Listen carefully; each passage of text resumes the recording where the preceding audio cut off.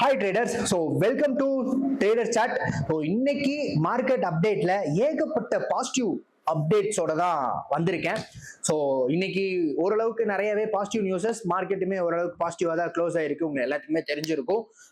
இன்னைக்கு பாசிட்டிவ் நியூஸ்ன்னு எடுத்துக்கிட்டோம்னா இந்தியா விக்ஸ் மைனஸ் 2.5% டவுன் ஆயிருக்குங்க. இந்தியன் வாலட்டாலிட்டி இண்டெக்ஸ் வந்து டவுன் ஆயிருக்குங்கிறது வந்து மார்க்கெட் ஓரளவுக்கு ஸ்டேபிள் ஸ்டேஜுக்கு போறதுக்கான ஒரு பாசிட்டிவ் நோட்டா தான் நம்ம இதை வந்து பார்க்க முடியுது. இதுக்கு எல்லாத்துக்கும் ஒரே ரீசன், தலைவன் ட்ரம்ப் பண்ண இந்த ஈரான் யூஎஸ் இடையில நடந்த இந்த 60 days பீஸ் டீல். இது இனி எந்த லெவலுக்கு பாசிட்டிவா எடுத்துட்டு போறாங்கன்னு தெரியல. ஸ்ட்ரைட் ஆஃப் ஹார்மோஸை வேற ரீஓபன் பண்றேன்னு சொல்லியிருக்காங்க. தட் குரூட் ஆயில் ப்ரைஸும் ஆட்டோமேட்டிக்கா கொஞ்சம் கொஞ்சமா டவுன் ஆக ஆரம்பிச்சிருக்கு. அதே மாதிரி நம்ம இந்தியன் ரூபி டாலருக்கு அகெயின்ஸ்டா கொஞ்சம் ஸ்ட்ரென்தன் ஆகவும் ஆரம்பிச்சிருக்கு. இது எல்லாமே ஒரு பாசிட்டிவ் நோட்டா அமைஞ்சதுனால இந்தியன் மார்க்கெட் இன்னைக்கு ஓரளவுக்கு பாசிட்டிவா தான் போயிருக்கு.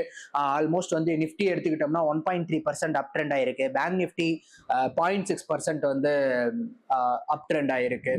கிஃப்ட் நிஃப்டியுமே வந்து 0.38% வந்து அப் ட்ரெண்ட்ல க்ளோஸ் ஆயிருக்கு. எஸ்பெஷலி டாப் கெய்னர்ஸ்ன்னு எடுத்துக்கிட்டோம்னா இந்த ஐடி செக்டார்ஸ்ல இருக்கக்கூடிய HCL அந்த மாதிரியான கம்பெனிஸ் எல்லாமே இன்னைக்கு ஓரளவுக்கு டாப் கெய்னர்ஸா இருந்திருக்காங்க. இது மட்டும் இல்லாம குளோபல் வைஸா நம்ம பார்க்கும் போதுமே நம்ம டவ் ஜோன்ஸ் இன்க்ரீஸ் ஆயிருக்கு. நாஸ்டாக் ஃபிளாட்டு, அது எதுவும் ப்ராப்ளம் இல்லை. யூரோப் மார்க்கெட்டுமே வந்து ஓரளவுக்கு பாசிட்டிவ் நோட்ல தான் க்ளோஸ் பண்ணியிருக்காங்க. செக்டார் வைஸ் ஸ்பெசிஃபிக்கா ஒரு சில ஸ்டாக்ஸுக்கு நல்ல நல்ல நியூஸஸ் வந்திருக்கு. எஸ்பெஷலி வந்து நம்ம நிர்மலா சீதாராமன் ஃபாரின் இன்வெஸ்டர்ஸ் உள்ள கேபிட்டல் இன்க்ரீஸ் பண்றதுக்கு சம் சேஞ்சஸ் கொண்டு வரதா சொல்லியிருந்திருக்காங்க, அனௌன்ஸ்மெண்ட்டும் கொடுத்துருக்காங்க. அதுக்கான ஸ்டெப்ஸுகள் வந்து இவங்க எடுக்க ஆரம்பிக்கிறாங்க. ஏன்னா டாலர்ஸ் இன்னும் உள்ள வந்தா மட்டும்தான் நம்ம ருப்பி இன்னும் ஸ்ட்ரென்தன் ஆக ஆரம்பிக்கும். இதுவுமே வந்து ஒரு மேஜர் இம்பாக்ட் நம்ம இந்தியன் எக்கனாமிக்கு. இதனால HDFC ஏஎம்சி இன்னும் ஒரு சில ஏஎம்சிஸ் எல்லாமே நல்லா பெட்டர் பெர்ஃபார்மன்ஸ் பண்ணியிருக்காங்க. எஸ்பெஷலி ஸ்டாக்ஸோட நியூஸ்ன்னு எடுத்துக்கிட்டோம்னா பெட்ரோல் இன்ஜினியரிங்க்கு ஆல்மோஸ்ட் வந்து 126 crore ஆர்டர் வந்து டீல் சைன் பண்ணியிருக்காங்க. அதே மாதிரி வந்து பாத்தீங்க அப்படின்னா டெக்சன் கோல்டுக்கு சுப்ரீம் கோர்ட் ஆர்டர் வேற பாசிட்டிவா வந்திருக்கு. மைன் பண்றதுக்கான ஒரு பாசிட்டிவ் நோட் வந்து கிடைச்சிருக்கு. அந்த ஸ்டாக்ஸ் எல்லாமே இந்த ரீசன்னால கொஞ்சம் மேல ஏற ஆரம்பிச்சிருக்கு. அது போக மற்றபடி ஓவராலாவே மார்க்கெட் வந்து பாசிட்டிவ் நோட்ல இருக்கிறதுனால எல்லாமே ஓரளவுக்கு பாசிட்டிவா தான் போய்கிட்டு இருக்குங்க.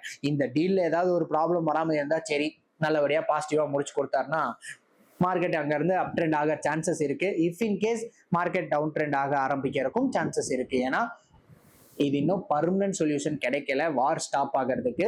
இப்போதைக்கு ஒரு 60 நாள் பேச்சுவார்த்தைக்கு ஓகே சொல்லியிருக்காங்க. That's it.